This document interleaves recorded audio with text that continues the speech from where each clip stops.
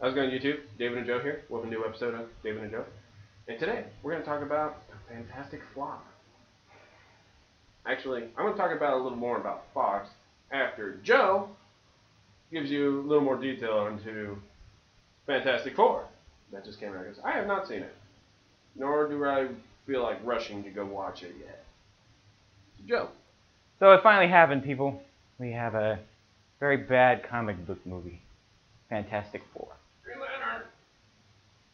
I'd rather watch Green Lantern, but that's my personal opinion. But this movie, it took itself way too serious.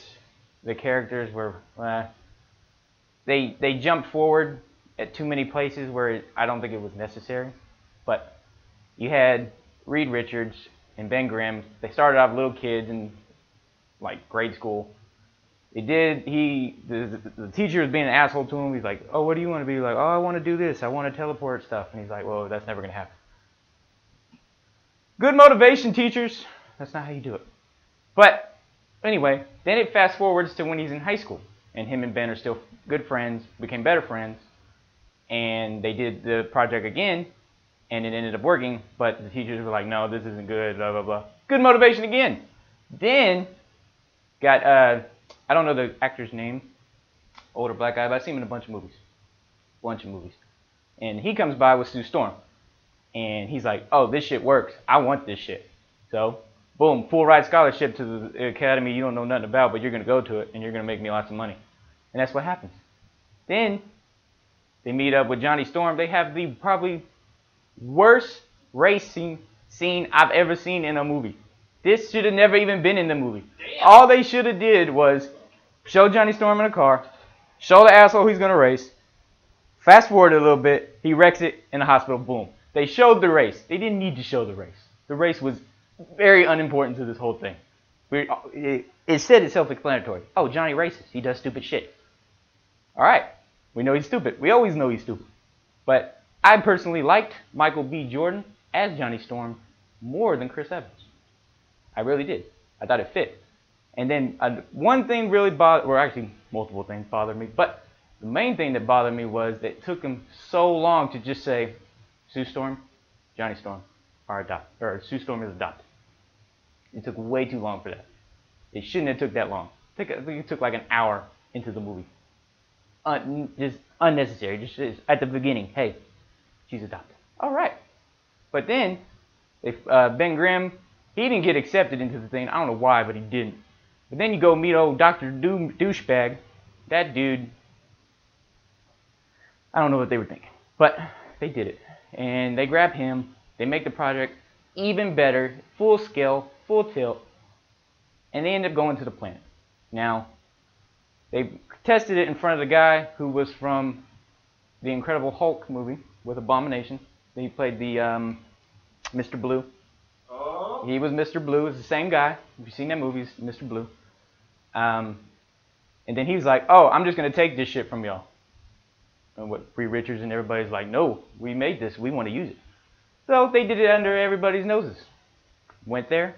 Johnny Storm, he even called his buddy Ben Grimm, who was at a junkyard, Ben Grimm junkyard, called him. They went with Dr. Doom to the planet. Planet Zero. They got their powers through some weird green shit that's in the planet.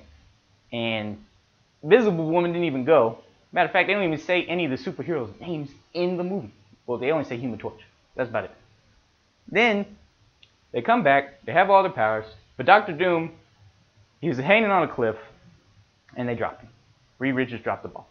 And he got stuck there for like 2 years or a year. And then, they come back. The government takes him. I thought this part was probably pretty legit. If this shit happened in real life, they would take you. You got invisible powers, we're going to take you. You can light up like a torch, we're going to take you. You're a big orange rock that beats the shit out of people, we're going to take you. Mr. Fantastic, I wouldn't take you, but they would. And then the second most thing that really annoyed me, the thing doesn't have pants. Why? No pants? He's a big orange-green rock the entire movie. Nudity.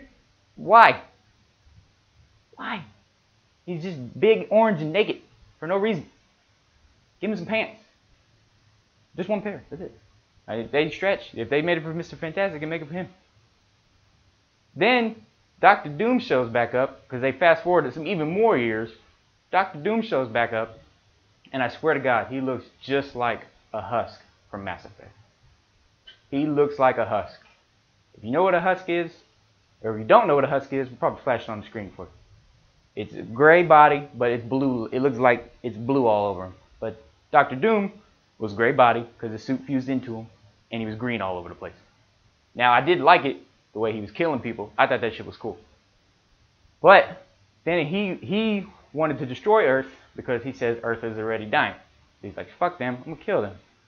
So he tries to go back home, and he makes this whole interdimension portal thing where it destroys Earth, makes Planet Zero better and shit like that.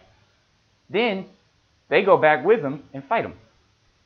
You want to know how they beat Doctor Doom? They played Buck Buck. If you ever seen the Ninja Turtles, they played Buck Buck, one at a time. And they beat him.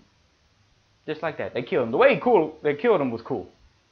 But other than that, I wouldn't recommend this movie. I mean, it had very little humor in it. Johnny Storm, Michael B. Jordan, he tried. He called the dude that plays Dr. Doom Borat, called him a dickhead. I thought it was pretty funny.